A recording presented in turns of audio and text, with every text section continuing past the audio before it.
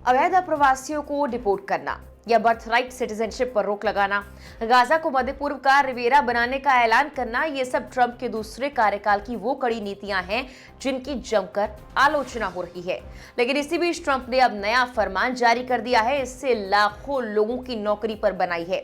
America में नौकरी करने वाले हजारों लोगों ने तो पहले ही छटनी के डर से नौकरी छोड़ भी दी है। आखिर क्या है ट्रंप का ये नया फरमान? कैसे नौकरी पेशा लोगों को सबसे ज्यादा ये करने वाला है प्रभावित? क्यों इस फरमान के पीछे एलन मस्क का नाम भी आ रहा है? बताते हैं सब कुछ आपको इस वीडियो में। नमस्कार, मेरा नाम है मेघना सचदेवा और आप मुझे देख रहे हैं लोकमत हिंदी पर। सबसे पहले हम आपको ये बता दें कि जब डोनाल्ड ट्रंप ने अपने चुनाव का प्रचार किया था, उस दौरान भी वो कई बार संघीय फंडिंग को कम करने के मामले पर बोलते हुए नजर आए थे और चुनाव जीतने के बाद भी इस तरह के कई बयान उनके सामने आए थे। अब अमेरिकी राष्ट्रपति डोनाल्ड ट्रंप ने फेडरल एजेंसीज को सरकारी कर्मचारियों की व्यापक छटनी का रोड मैप तैयार करने का आदेश दिया है। रॉयटर्स की रिपोर्ट के अनुसार छटनी के बाद नई भर्तियों को भी सीमित करने की योजना बनाई जाएगी। ज्यादा लोग निकाले जाएंगे, उनके कामों को पूरा करने के लिए कम लोगों को भर्ती किया जाएगा।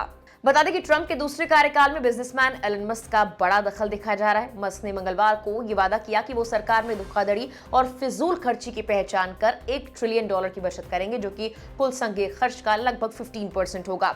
इसी मकसद के तहत मस्क नौकरियों को भी कम कर रहे हैं। और तो और ट्रंप के इस नए फरमान के तहत कहा यह जा रहा है कि नए नियम ऐसे होंगे जिनके तहत सरकारी एजेंसियों को संघीय नौकरी छोड़ने वाले हर एक 4 कर्मचारियों के लिए एक से अधिक कर्मचारी को काम पर रखने की जरूरत नहीं होगी।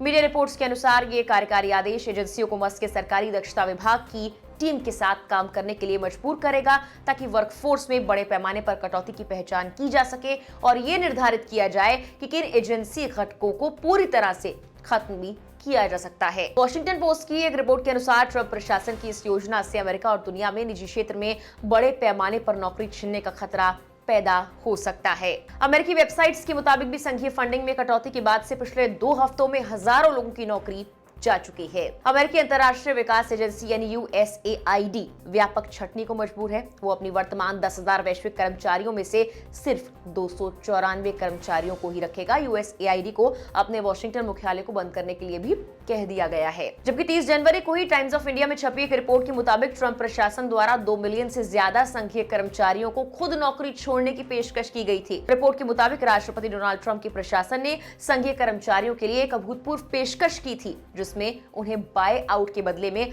खुद अपनी नौकरी छोड़ने के लिए आमंत्रित किया गया। ये ऑफर, जिसे 2 मिलियन से भी ज्यादा कर्मचारियों तक बढ़ाया गया है, इनमें कुछ सैन्य, डाक और राष्ट्रीय सुरक्षा कर्मी शामिल नहीं हैं।